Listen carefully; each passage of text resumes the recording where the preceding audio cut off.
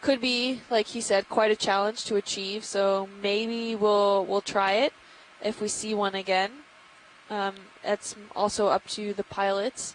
So we'll definitely keep an eye out. But to answer Helen's question, I mean, we really are not sure how this works. So if Scott has maybe a better answer, we can definitely chime in. He said earlier, I surely think they must have a preformed burrow under the peduncle, and essentially they squeeze the water out of the peduncle, shrinking it, and therefore basically sinking. Yeah. But we really just aren't 100% sure on that. Is there a sort of a known depth of a typical peduncle? Like, I don't know. If it was to shrink down into a peduncle, we could just like unbury the whole thing, right? Yeah. We've done that before. Have you? Snip just with the fingers, and we went below the surface and then just kind of pulled the whole thing out.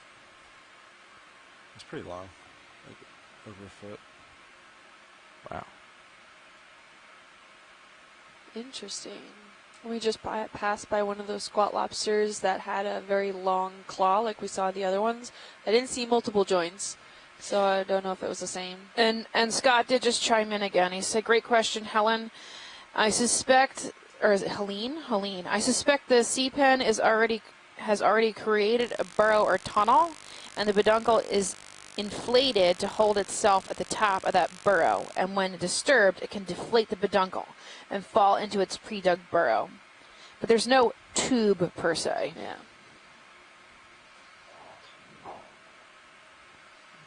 Another shrimp. Great question. Goes to show how much we still have to research and explore of the deep sea. On top of the fact that, I mean, like if you're out here trawling, right, the way they used to do research in the deep sea before we had submergence vehicles, and where our archive data comes from, and a lot of our knowledge about benthic organisms come from, is from trawls. So taking a net and trawling the bottom of the ocean and then pulling out whatever you see. So you know, if you're not going to catch the sea pen, likely, because it's going to pop down before you can scrape across it and pick it up out of the ground. So the only way to get one would be to do box coring, which would be a totally different thing. But yeah, you basically drop a box down there, and it releases a latch, kind of grabs whatever is surrounding it in the sediment and pulls it back up onto the boat. Right. So this deep submergence vehicle work is fairly new. I mean, maybe since the 60s, right? Really, in the 70s. So we don't have a lot of video footage of the habitat, the behaviors of a lot of these animals. So a lot of it's unknown, right? So a lot of the stuff we see and collect with D2 is totally new. Yeah, new footage. First time we've ever seen it, and especially maybe it's not a new organism, but it's the first time we've ever seen their behavior. Definitely, like if you were tuned in yesterday, we saw one of the lobsters practically fishing. It had a piece of organic tissue within one of its claws, and it was waving it back and forth, almost like tempting certain other fish or organisms to come closer and check it out. So while holding the other claws open and potentially just going to grasp it. So come in real quick. Yeah, no, I'd never seen Acanthocaris do that before. I have no idea what this is. It is a box. Yep. Of pinto beans. It's pinto beans. Pinto beans. It's got a little peanut. Or chips. Pinitos. Or peanuts. Oh, it's peanuts. It looks like a peanut. Pinito. Isn't that Spanish for peanut? Pinito? Yeah, well, it's like a baby peanut. Baby peanut. Okay.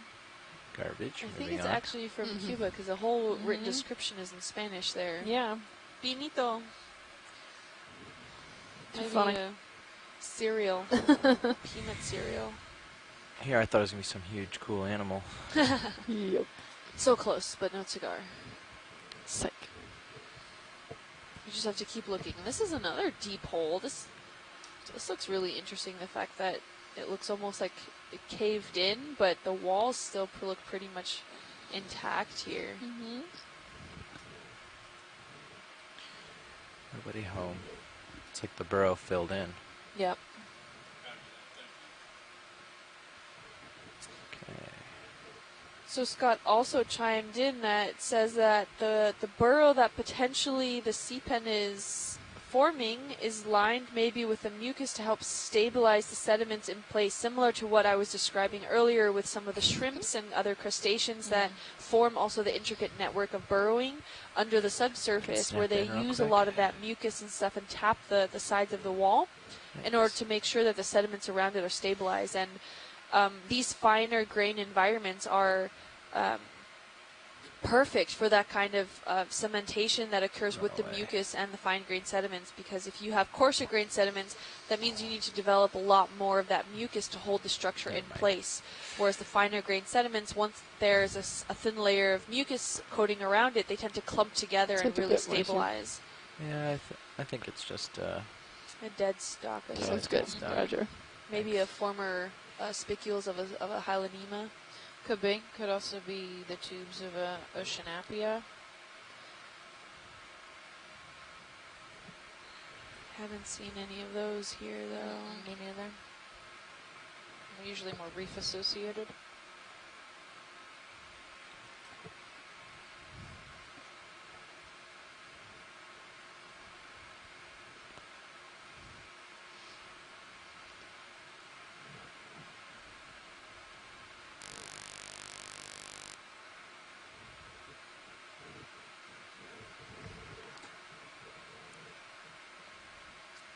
We are about 2/3 up from the transect that we have previously described. This transect has been kind of one that was designed on the fly. So last night we only just acquired this mapping data, and very early in the morning, part of our mappers and Mike White got up really early to decide what would look like a really great area to dive into. And if you look on the dive transect, it looks like we're slightly off the transect here, but that was actually happened more by design, because it would have taken extra time to try to get exactly to that waypoint there, and we wanted to make sure we had the long enough bottom time so we can really get a good grasp on what we're seeing in the area here.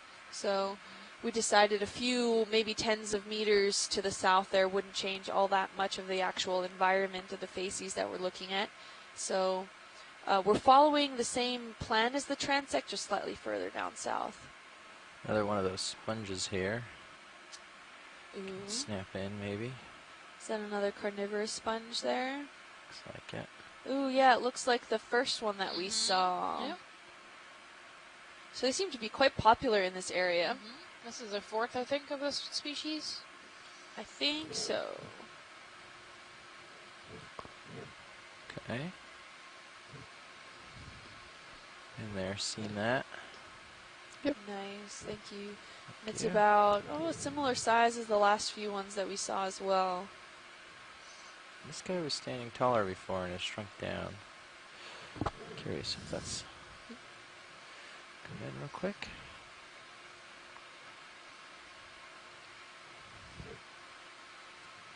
Oh yeah. That was... Like, Is that a twice- cuttlefish? That's a pen. Or, Oh, yeah. I don't know what that is. I doubt it. Cuttlefish are only in the Pacific, so it's got to be an octopus or a squid. Okay. Unless if this is a cuttlefish in the Atlantic, we are collecting it. I don't care what it takes. Come in partial on cuttlefish. Just kidding. Octopus. Oh, it is an octopus. Look how cute. Oh. Don't sound disappointed. Yeah, you can see how palpate his skin is. You can hold that, sorry. Very different from the Out a species little. that we saw before. So we saw bob squid before. This looks like an octopus, different kind of species. Do we have a guess on what it is?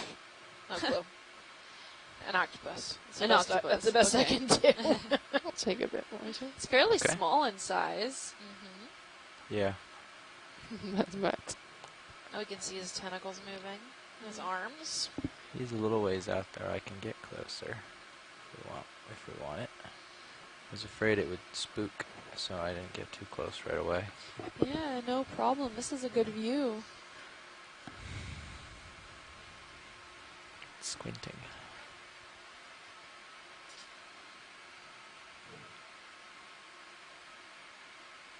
And then after the octopus if you want to pan left into that possible sea pen Yeah. before we zoom out. This is nice. He looks like, yeah, his back end is quite palpated, but it doesn't look like it's solidified. Like, it looks like it almost can retract. Yeah, so they can usually change the texture of their skin. Yeah. The same way they can change their color. So if you watch some shallow water ones that go from like rocks to sand, they'll real quick change the texture of their skin to blend in better. They're really geniuses at camouflage.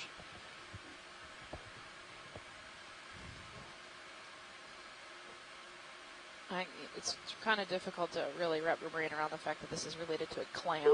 Yeah. Hey, is this Mike Vecchione? It is indeed. Hi, how are you? And I can give you a guess as to what that was. Oh, please do. That was a Bathypolypus verdii. Bathypolypus verdii. Yeah, it's a pretty typical bathyal octopod. We see them on muddy sediments quite frequently. We catch them in trawls pretty well too.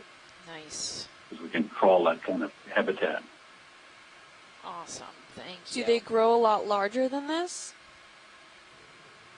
It's not a real big species. I don't know how big that one was. I'm talking on my cell phone. Oh. I can't look at the video. Okay. But Can you zoom out real Sorry, quick and let's say get again. a I think laser? it's a few centimeters Sorry, I large. said, It doesn't look very large. if we have more time, I wouldn't mind trying to get a little. Yeah, he's like 5 little centimeters, 6 centimeters. Okay. Yeah. Ship stops here is stable. So, Great. There's the Awesome. lasers close by. They get to about a foot long total length. So okay, what that we with legs, so from mantle to leg tip would be about a foot. the Okay. standard measurement on all cephalopods is mantle length. But, Oh, okay, mantle length. If you Okay. stretch A out the foot whole long thing, mantle length. Wow. Yeah, the Okay. it's about a So foot this long. is like awesome. a couple Nice. Yeah, so centimeters he's pretty mantle small compared to how big he can get. Awesome. Did you see the bobtail? Was that what it is? Bobtail squid we saw earlier? The second one? I saw one a lot earlier. Yeah. Yeah, you called in on the first one, and then we saw a second one. It looked different. He was Oh, no, I like didn't see purple. that one. Okay, so I'm sure there's gonna be footage of it somewhere. We'll post it. It had purple skin. It was really pretty. It would either be a Rossia or a semi-Rossia, Okay. Awesome. Come in tighter. probably. Yeah. Yeah. Yeah, if somebody sends me a frame, I can take a stab at it. Yeah. I'll see if I can grab one from. Beautiful. Down. Roger. When the photos get populated, I'll send it to you. Thank you. Okay. Thank you so much for calling You're in. Try to welcome. hold that. Have a good day. Thank you so much for zooming on the cephalopods. Yeah, they're my favorite. So I'm You see kind of the biased. Squid just staring at us. I was Okay. Thanks. wondering if it was going to do something. Well, all right. We'll talk to you later. Okay, bye. Bye. Bye. I like how he can keep moving, but he's keeping all of his tentacles still curled in. He's being very wary. You can see his chromatophores, his skin, the little brown dots. Pigments that can change color. Give me a stretch. What's over there? Stretch a leg out.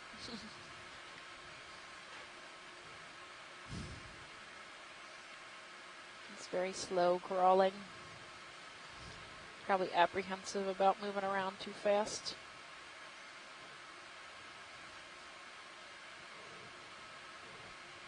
Maybe it senses some food. You can see how he walks with his suckers. Yep. Okay. Kind of like poke Hundreds out. of little feet. That are also tongues. Sorry, So I've got Taro. a tiny bit more There you go. I think. Oh no, that's Are you fine. Never happy mind. you don't have This is pretty. these sensors on your hands? Extremely small.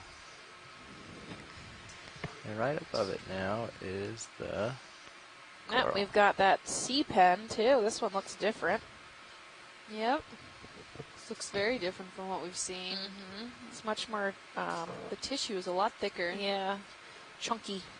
Shorter, but the polyps are massive compared Yeah. to the overall size. They're facing in only one direction. Yeah. Okay. Anything else we want to get while we're here? Video's clear. Yeah, that Alright, that's octopus clear. trying to squish Thank you himself all the very way down. much. It's too cute. Yep. What is that other thing that's just about out of frame? Just out of frame. Yeah, you scaled up. It was further down. Further down. Also, There's a now jellyfish too. it's dead center, about almost just shy of dead center. 6 o'clock, that little speck there. I don't know if that's living or not. Zoom in a bit. You could come in a little and guide me, yeah. Zoom in a smidge. I don't know if that's Getting a lot of squids in our vicinity, so we might have to take off soon. I don't know what is a schmutz, I think. schmutz, maybe a piece of stick or something with zoanthids on it or hydroids on it. Okay. Oh, that's okay. Okay, we're leaving. I'm sorry, squid.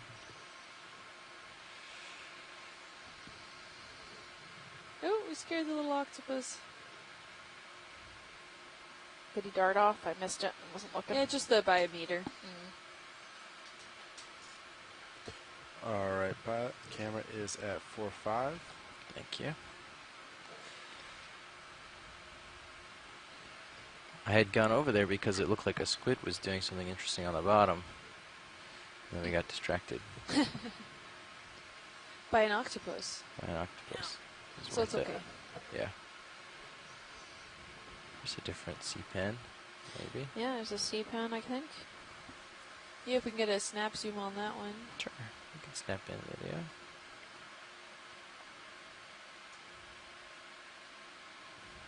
Looks to be even a different kind of species altogether, what we've seen.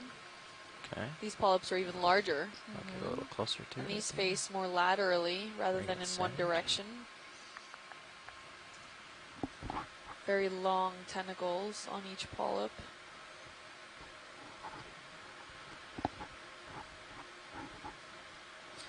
Oh, a common name for that octopus is the spoon arm octopus, according to the internets. Video's clear unless we'd like a I wonder what kind of sea pen I'm this good. is. more of a zoom. No, I'm good if you are. So that's a sea pen. It's different.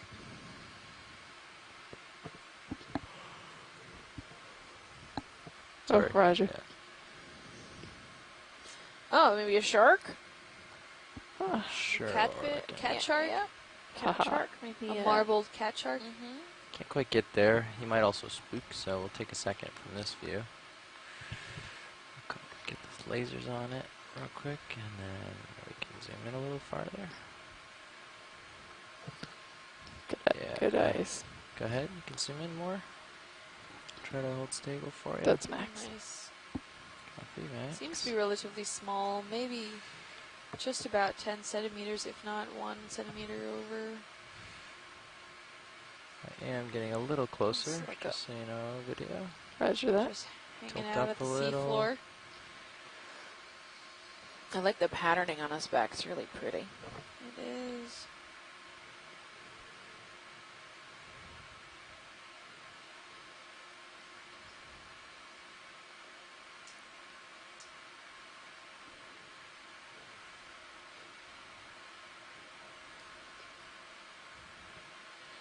Tilting down a little. Okay, hold stable here. Really nice looking. There's 2 dorsal fins and some fins underneath ooh. as well, Getting probably out to of the way. stabilize Yeah. it on the seafloor. Coming out. Thanks, Smaller Faye. than the Very size small. of these squid. Yeah. It's unfortunate. I would have liked to see more of that. We'll come see if I can better my situation here. And then Ooh. Ooh. It's a siphonophore coming into view. Looks like he's about to crash on the bottom.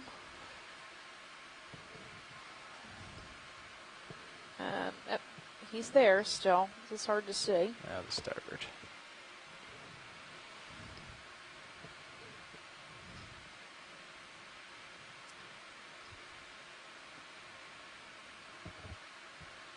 Just trying to, sorry about that, watch lead. We're just trying to That's get okay. ourselves situated again. It's been a challenge with the These obnoxious thruster squid. fodder. Yeah. These obnoxious squid who are dead set determined to ruin all your footage. Yep. There he is. There's a siphonophorus. This is a colonial animal, believe it or not, and they're pretty fast. So the front end is actually facing down, and that's the bell end. So if we get close enough, you actually see the bells moving. That's what he uses to swim. And then the back end is going to be its reproductive organs and its digestive organs. There, you can see the bell moving around. See how fast they are. It was It's running crazy. away from a bunch of squid coming. Yeah, right. They do have stinging cells. They're a type of ctenophore. And they are colonial, which means if you were to take one of those bells off and separate it from the main body, it would grow a new one. Very fast. Live independently. Okay, sorry video, we're just getting I ourselves think it keeps situated running here. into the seafloor No because, problem. again, that bright light thinks it's maybe closer Really to the want to see this surface than shark it before should we be. take off. Right, and We its have a lot natural of behavior is to squid in the escape the area. light, which is usually coming from the top. Yeah. So So yeah. Drives Might be a down. lost solution cause. is to go down deeper. Lo and behold, Yeah. I think you're the Yeah. seafloor's right there. We're good for a second. You can come in on the I shark think I just again. saw that same sea cucumber pass underneath us too. It might have been a dust ball though. There we go, back on the shark. It's quite small. I think this is this. Did we see him already? The Yeah, same this is the species? same. Oh, I meant this is the same one we just were looking at No. a second ago. I Take a don't bit think we more saw one on zoom. this That's dive, but maybe okay. yesterday's dive. I think it's that marble cat shark that Okay. we saw. Oh, you guys saw one of these already? Oh, okay. I think yesterday, yeah. I was like, Yeah. wow, you pulled marbled cat shark out pretty quick.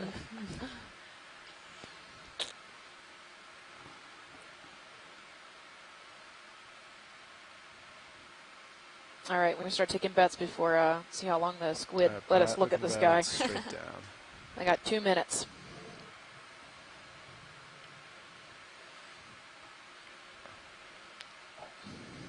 Okay. Okay. Video is clear. Pilot's clear. Okay, now that the squids have cleared the scene, we're gonna move on. Okay.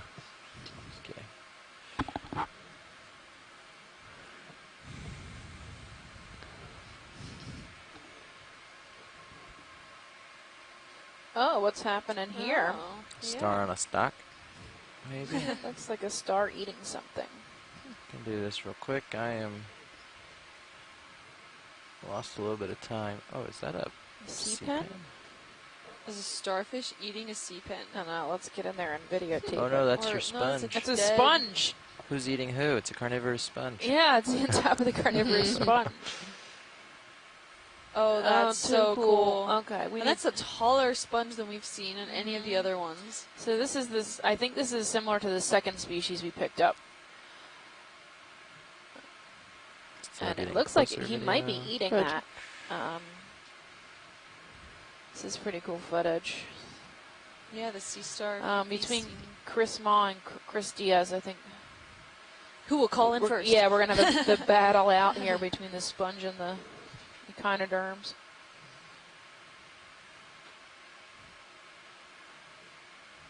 You can see the tips of his arms are curled up. Okay, take a bit more zoom. Yeah, is there a specific spot you're going for? Well, This maybe is the the most top of it. artistic Okay, top of the representation I sponge. have Yep, seen just of get the a sea star and Okay. sea star and just a get both of sponge. them. Yeah. That's Should good. stop now. Yeah, I don't know if he's actively eating. We'd have to get. It looks like he's got his tube feet Copy stuck that. I'm probably pretty gonna pass nicely the to this pilot. little. Starting Yeah. behind. Is that Chris Okay. Ma too? This is Chris Ma. Hey, Chris Diaz is back on the as long phone as too, I so you can guys are here, gonna have to but, battle it out. The battle of the Could Chris's. do like a 5 or 10 meter move So back. it's me looking Oh, all the no, way no, back. No, no, no. And I'd like to take a little more zoom at the top.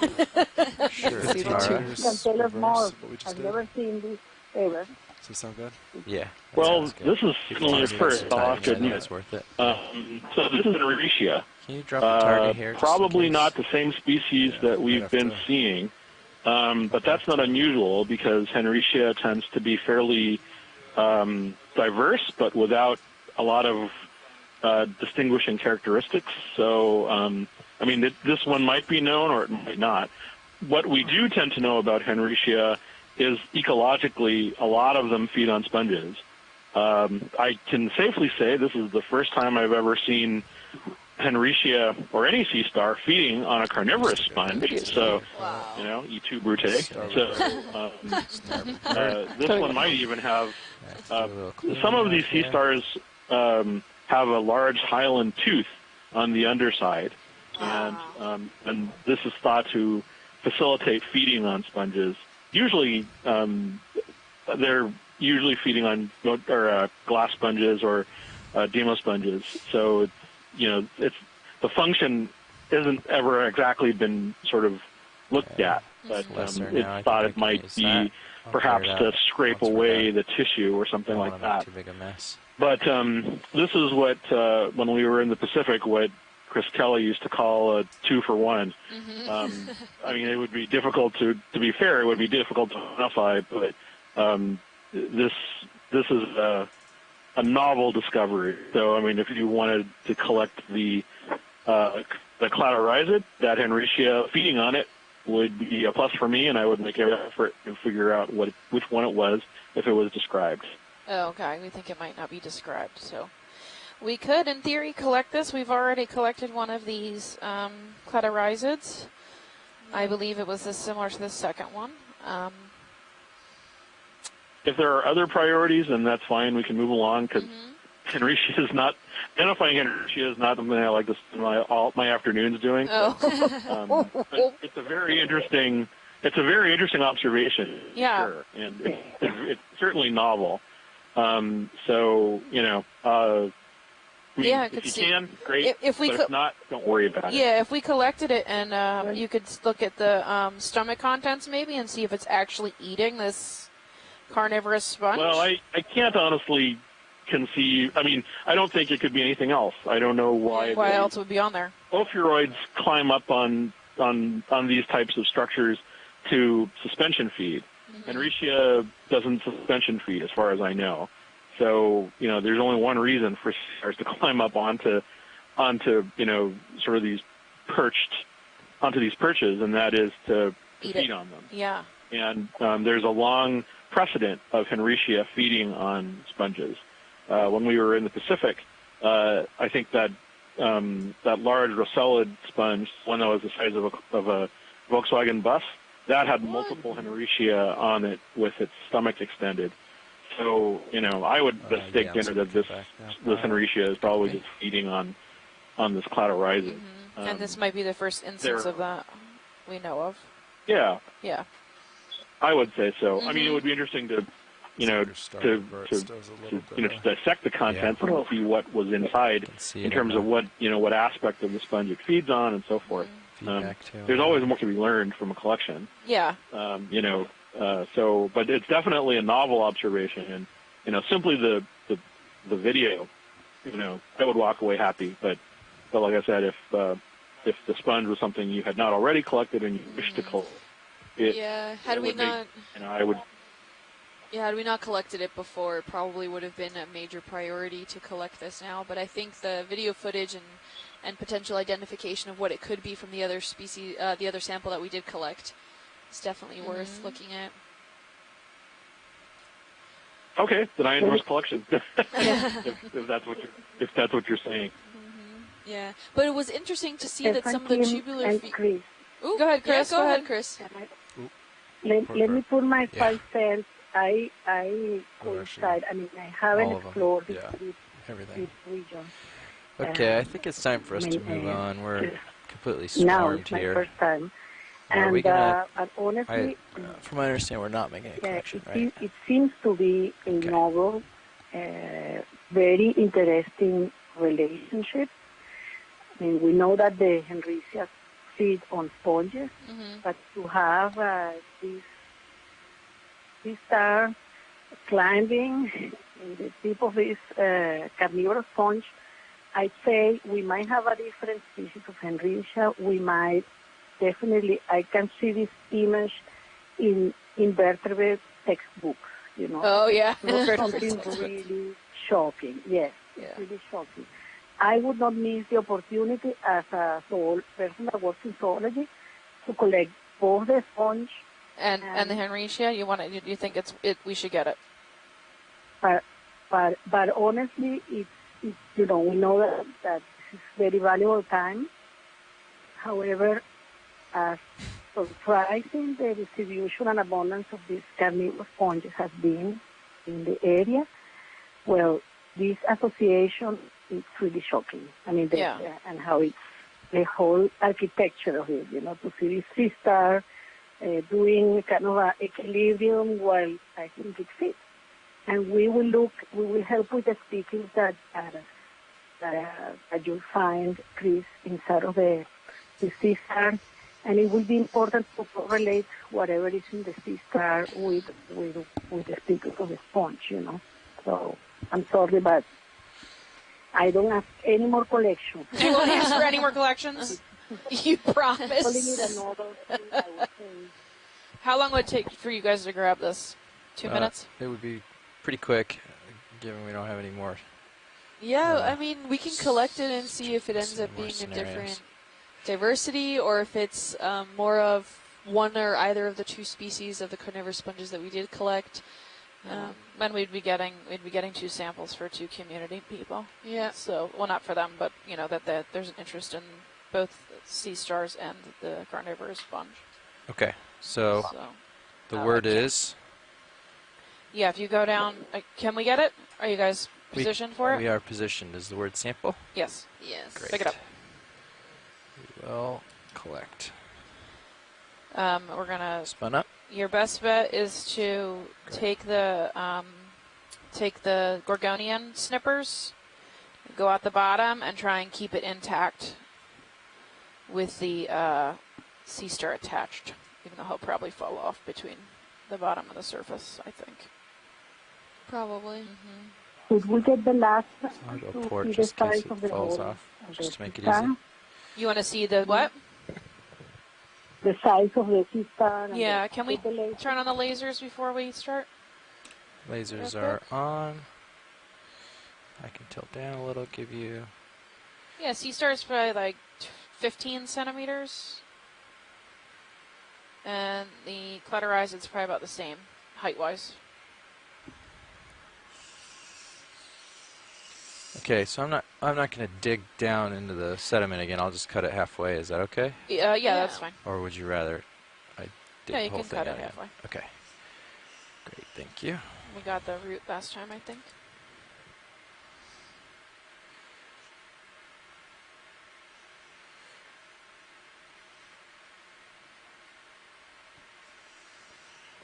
If there's interest in the root, I'm not sure I got it last time, and I could I could grab it midway rather than cut it. And you'd lose some of the little lollipops maybe, but you might be more likely to get the root if I pull it from the middle. I'm not sure. It's up to you.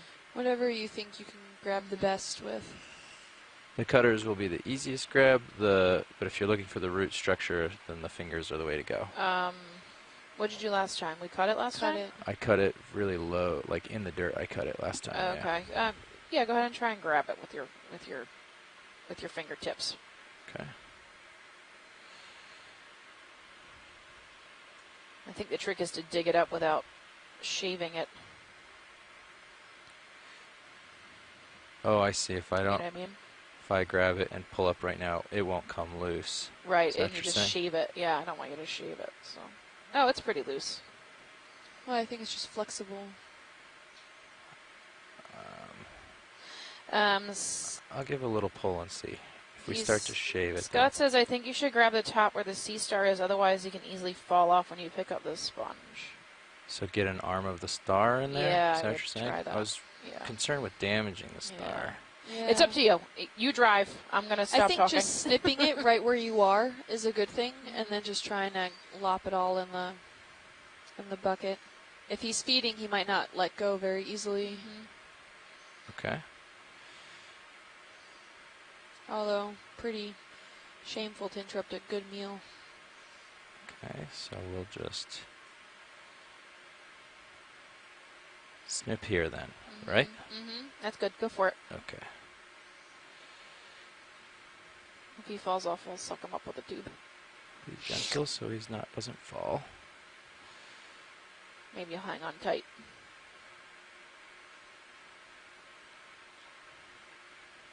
Okay. Aw, it's like a bouquet of living organisms.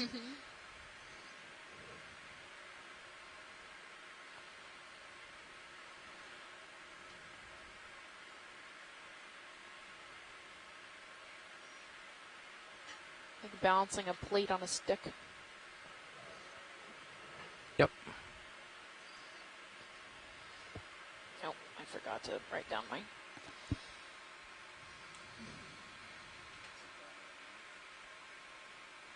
Yeah, if you got it. It's a 2 for 1. Good. Okay, it's over the box, so it's likely that the star will make it. And I will just...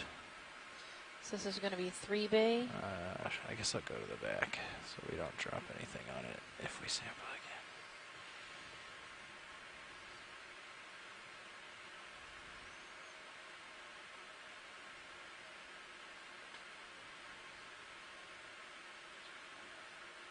Yeah.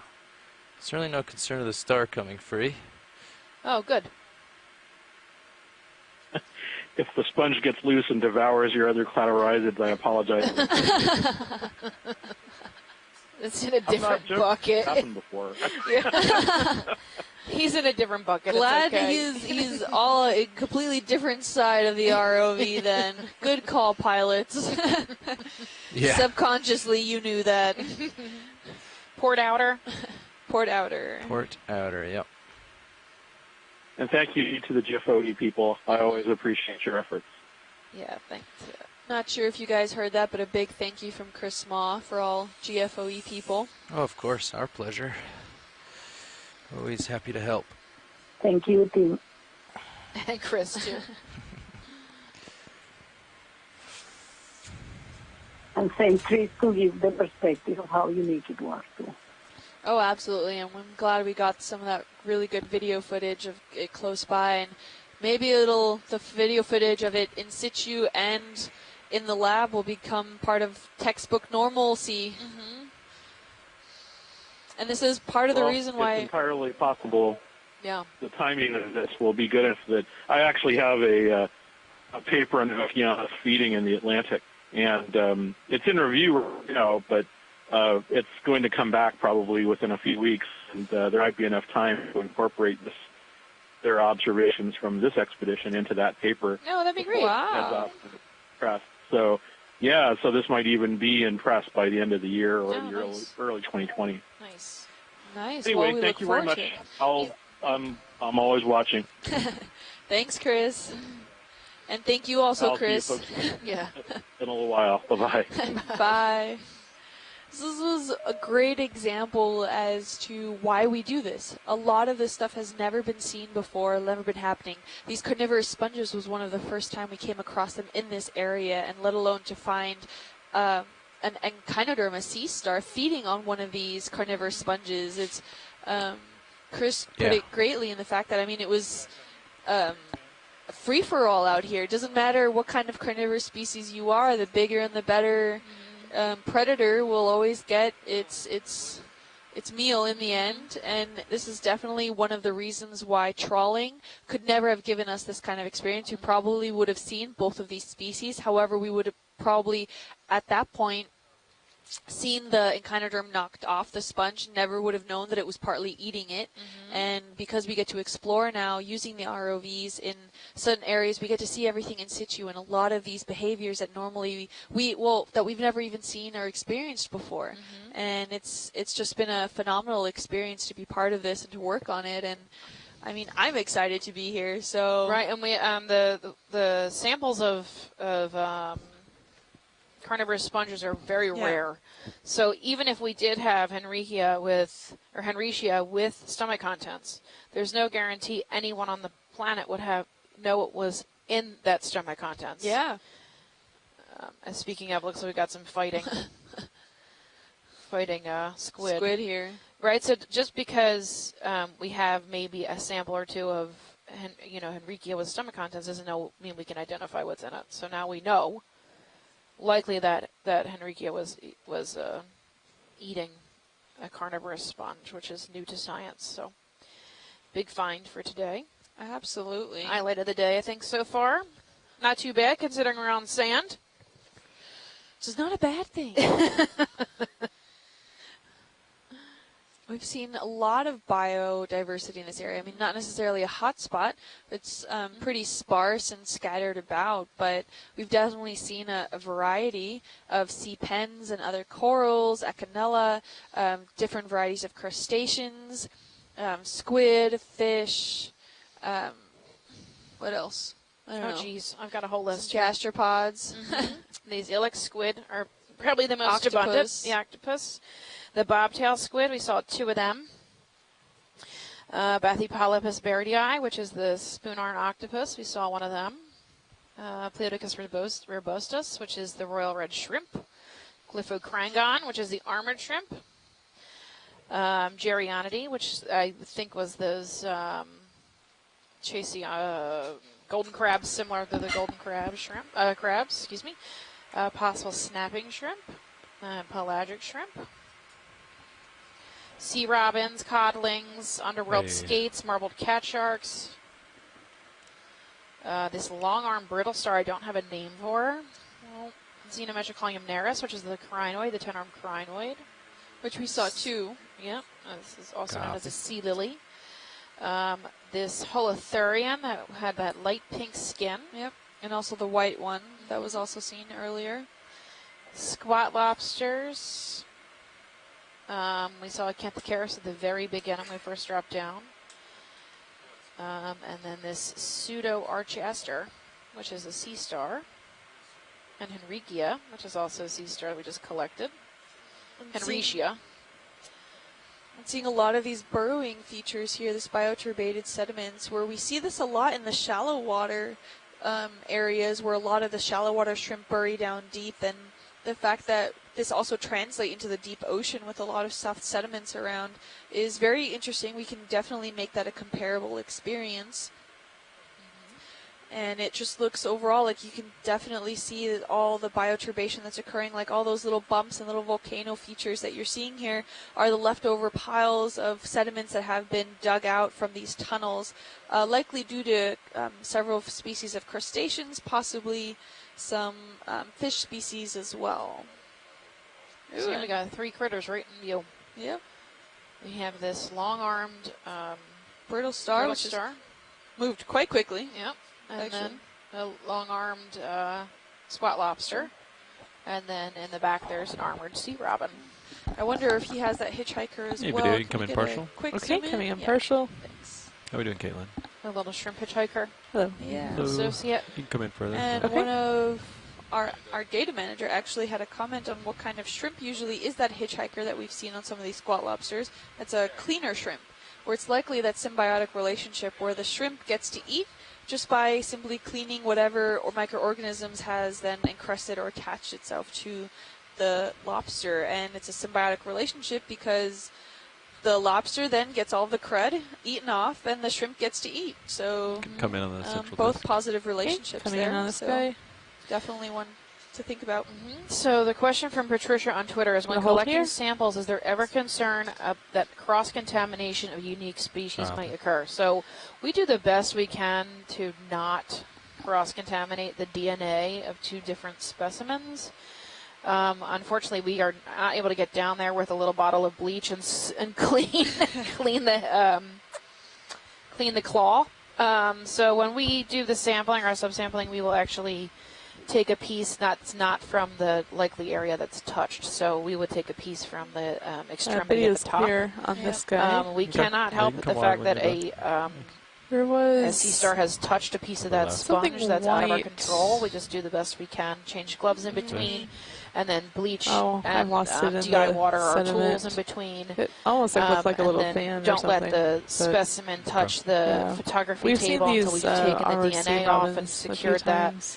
So we do make efforts. It is possible to cross-contaminate DNA really easily like that. And mind you, we're also on a boat, and we're not exactly in like a very clean lab or anything like. I mean, clean lab, it's clean, but there are certain aspects of what you can identify as a clean lab, an ultra clean lab in, and we do have. There's always a risk, and including also in the buckets and things like that. But the pilots take also very great concern in making sure that each specimen is located in different bio boxes or canisters, and we try really hard not to cross-contaminate, and they know exactly which boxes have been used. So it's also, they take great care in making sure if there's a specimen that we collected that's also very light, that's likely to float away, they usually will keep it on one side of the box and then won't open it anymore to make sure that we don't have potential cross-contamination where it floats into another side of the box or potentially floats away altogether.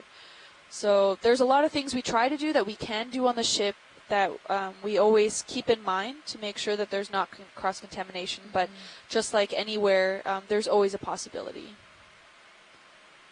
So thanks for that question, Patricia. Really interesting, kind of a small tidbit on how we operate here on the ship and what we do. And we go and collect these samples from the ROV. We bring them up to our labs, and a little glimpse of how we do all these collections. So we take always DNA samples of everything that we put in, that we bring up on the boat, and photograph everything. We have special ID cards. There's a great program that is being developed, and there's always tweaks to consider that our data manager is really phenomenal working with, and we put as much information as possible about the specimens that we collect in size, weight, abundance. If we're collecting a lot of associates, how many ophiuroids are on each coral, or how many gastropods are we looking at, how many star feathers and crinoids, and how many arms there are, and the color, all these little tidbits that we record while on the ship, while we're doing all this information, to try to just gather the most information as possible, because we don't know who might check out these samples in the future, and they might not be able to get that same information once it's preserved and sitting on a shelf maybe for a year, maybe 2, maybe 10 years. No, we have 40-year-old samples. Yeah, exactly. So it's something that we always have to keep in mind. So we just try to record as much information as we can as soon as we grab the sample, hopefully also while still alive, and record all of that data, because who knows who needs what in the future, potentially. Yeah, video can come in on his mouth. Definitely something we keep an eye on. Kind of cool shot. Okay.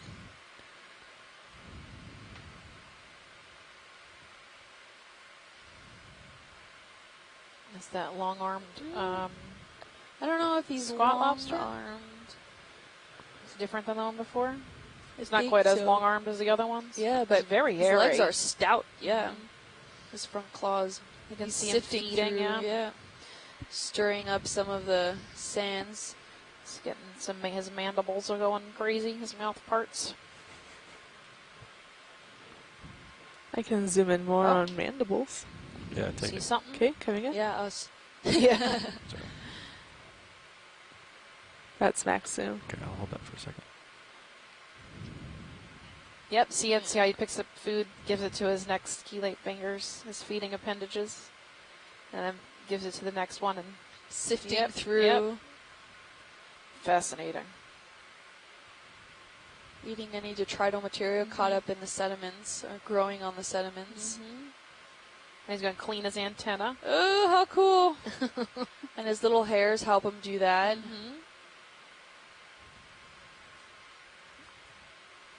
He's going to clean the other one. Oh, he's too cute. And then eat the stuff off of it. Proper hygiene Oh, is important. he's cleaned his legs. They got good stuff on it. Yeah, too. he's got good stuff on his legs.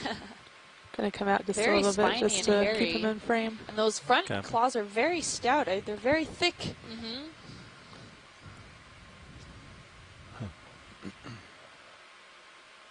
I think he's got caught wind of us. Doesn't want to move anymore.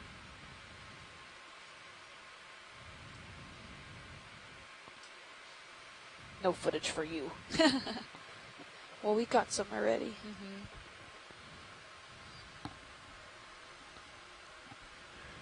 All right, pilot's clear. Okay, video's I clear. think we're good, video, whenever you are. Or pilot, rather. Yeah. Keep going here. Could probably get another move in, Mark. And we've slightly gone up slope here. I mean, it's not a very Copy. high degree slope Sounds that will be that we've been scaling over, but I do want to point out that there is a slight temperature difference. We started at 6.2 degrees Celsius at the base of this slope here, and it's now 6.5. So it's a 0.3 degree difference, which in a lot of contexts is not very much. However, it can mean the difference between certain biota living there or not, and usually if we see a drastic change in temperature, we have that shimmering effect that we saw quite often on the Blake Plateau there, where we know the temperature changed quite vigorously from not just a couple point degrees, but actual a couple degrees in its own. And that can really change the overall environments that we get to see down here in the deep ocean. Ooh, another Hylanema. Could come in, snap it for ID. Okay, snap again. I think this is the one sponge we've seen today. Yeah. Yep.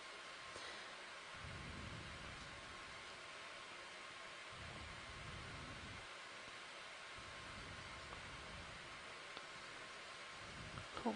Ooh, some zoanthids on it. You can see those spicules, those silicate spicules coming out from underneath the sponge. Yeah, it looks like it. Zoanthids, yep.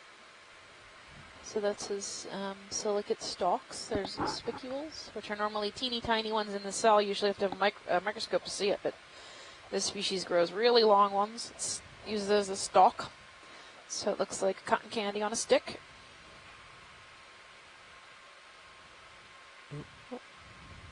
Sorry. You're good, pilot. Video's clear. Yeah, you can come out. Coming out. Thanks. Okay.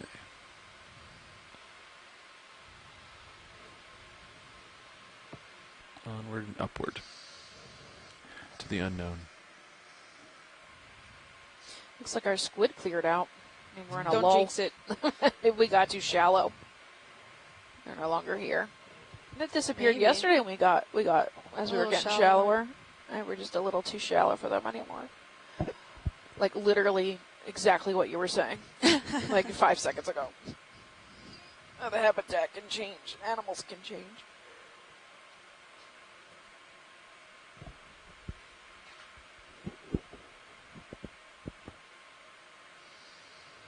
Get to see so much of that depression stuff. What is that little creature hanging out there? Is that another frogfish? I think it's another Oh, frogfish. grumpy face fish. Lose the skids. It looks like it. Come in. He's a little 5 centimeter frogfish. Gonna hold here. Copy.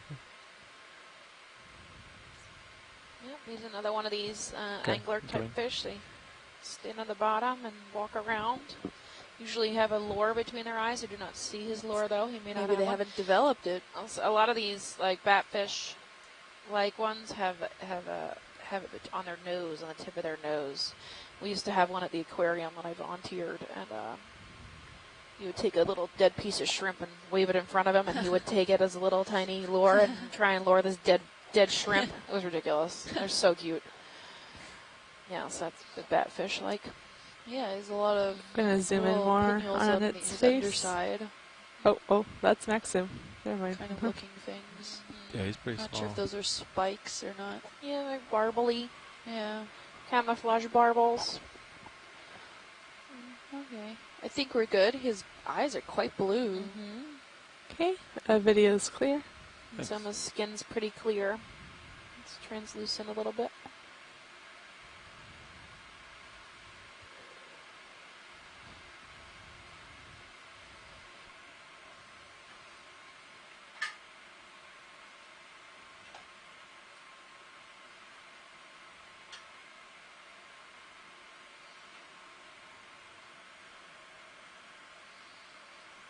Oh, you jinxed it. We have the squid back. Oh, man. What is that dark object ahead? That's my That's curiosity. another burrow. Or is that an organism? Maybe or is it trash? Yeah. You can snap it if you want. What is that? Come in. Schmutz? Is it ink? Is it in the water column or is it Squid on the ground? ink. No, it's just hanging out. Yeah, it's squid ink. Squid ink. And you can It's see like squid ink. maybe. Yeah. You can come back out, video. Keep going. Oh, hi, Tara. Hello. Okay. I'm very intrigued by these large depressions here.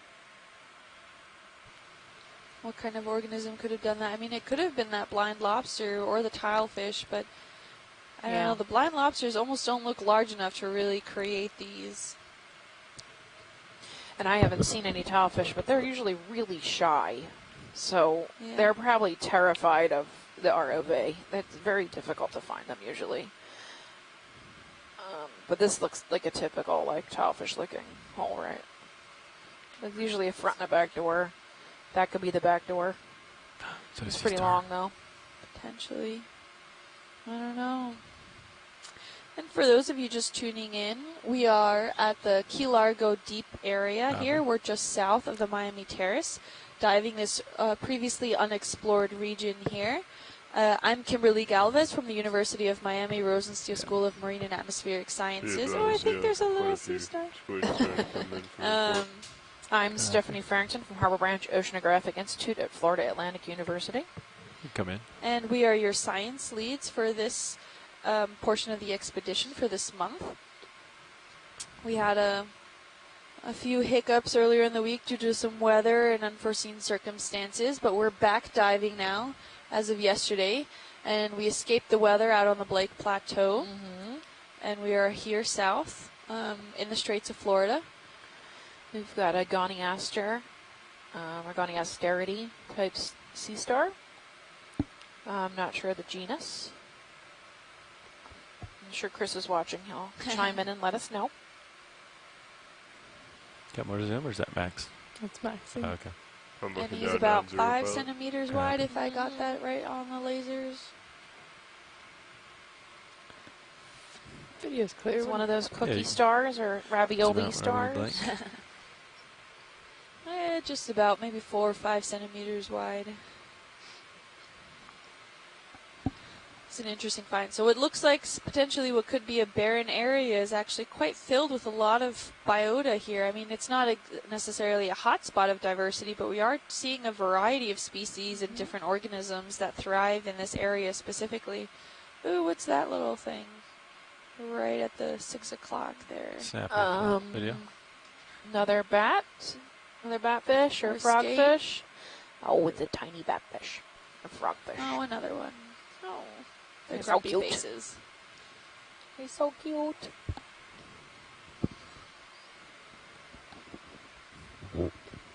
He's about 10 centimeters when including the tail. We're good, thank you. Yeah, thanks. Okay. Can zoom out. We'll keep going ahead here. And it takes a whole lot of manpower to make these explorations happen. We have 49 crew members on board. Ooh, I think we have another isopod. Munopsoid isopod. Now these are not sea spiders. No, but they're very tricky. They look like sea spiders. Yes. So. He's close. I'm going to try to... Which is for the untrained eye. Very easy to confuse. We've learned through the snow. Oh, yeah. Okay. Just kind of gliding along with the current there. You can see kind of how gentle this current system is in this area. It's not being whisked away by any sort of whirlwind of current systems there. See if I can find them back. On the sand we've kicked up. Ooh, might be going down to settle.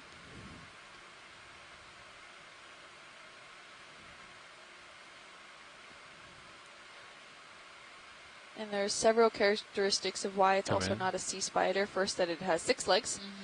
Second, that it has an abdomen. And we normally don't see pelagic sea spiders, if I'm not mistaken. I don't usually see them, but I don't know how common. See inside my lens. Yeah. And these guys are not necessarily living their entire lives in the water column. He's going up.